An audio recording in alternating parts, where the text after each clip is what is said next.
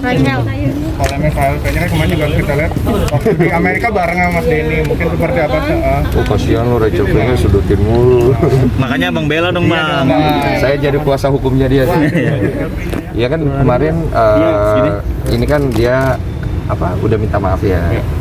Cuman ya tetap kan namanya proses minta maaf ini tidak langsung, pasti banyak orang pasti masih mempertanyakan itu pasti ya. Kalau gue sebagai orang yang kenal tidak merasa deket juga ya, karena gue takut salah bicara. Gue tidak pantas sih sebenarnya untuk jadi juru bicaranya Rachel. Gue hanya bisa kasih support lah. Namanya teman lagi dalam kondisi susah. Kemudian pasti juga secara mental dia juga lagi down ya.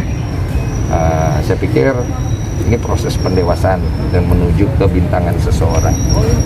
Disinilah Rachel Fenya akan berproses bagaimana dia menyikapi satu masalah yang akhirnya akan membuat dia menjadi tinggi. Pelan-pelan aja.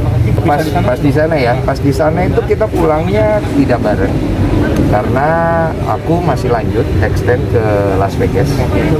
Nah si Rachelnya itu masih di LA dan kayaknya dia menginformasikan pulangnya duluan karena mau kangen anaknya katanya gitu, mau ulang tahunan juga sama keluarganya. Tapi aku nggak tahu nih tanggal pulangnya, nggak tahu aku. WA kan aku lihat beritanya ya, aku WA Rachel semangat, masalah pasti akan berlalu, tinggal gimana nyikapinnya. Ini pasti tidak mudah, tapi pasti bisa gitu ya. Kalau butuh bantuan apa, kabarin aja, kita sebagai teman pasti mau support lah gitu. Ya, kalau dari kesalahan, kalau terbukti kan masih diduga ya, harus dibuktikan dulu, harus ditindak tegas. Supaya ada pembelajaran kepada setiap pihak untuk bisa mematuhi peraturan yang ada. Supaya tidak ada diskriminasi ya. Nah, karena ini negara ini udah banyak chaos dengan masalah diskriminasi, jadi mohon maaf ya Rachel ya, harus ditindak.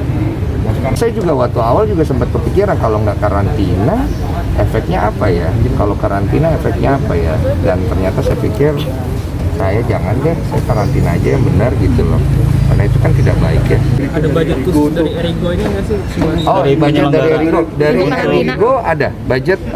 Erigo memberikan budget. Kalau kita mau upgrade, misalnya kita pengen budgetnya misalnya sekian nih, kita pengen hotelnya lebih bagus mungkin ya, berarti kan upgrade ya, itu dari dana pribadi lah, tambahan kayak gitu. Berarti itu Bebas mau dipakai di Wisma Atlet boleh, di hotel boleh, ya kan bebas. Siapa tahu mau hemat boleh kan, di Wisma Atlet boleh. Siapa tahu mau lebih boros di hotel, mungkin hotel yang lebih mewah boleh, bebas sih sebenarnya. Setahu saya dari Erigo sudah mengingatkan untuk semua orang. Saya, talent lain di grup itu diingatkan.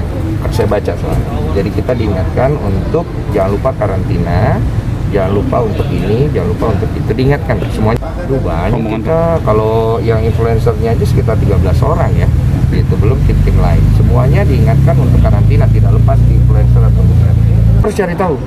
Jadi sebelum kita masuk ke Jakarta, itu kita udah ada kontak misalnya, atau kita udah urus kita mau karantina di mana gitu. Misalnya kita, saya putuskan mau karantina di Wisma Atlet, kita harus kontak ke Wisma Atlet gitu. Kita mau karantina di hotel ya, kita kontak ke hotelnya supaya nanti ketika kita tiba, hotel udah prepare untuk kamar yang buat kita di karantina.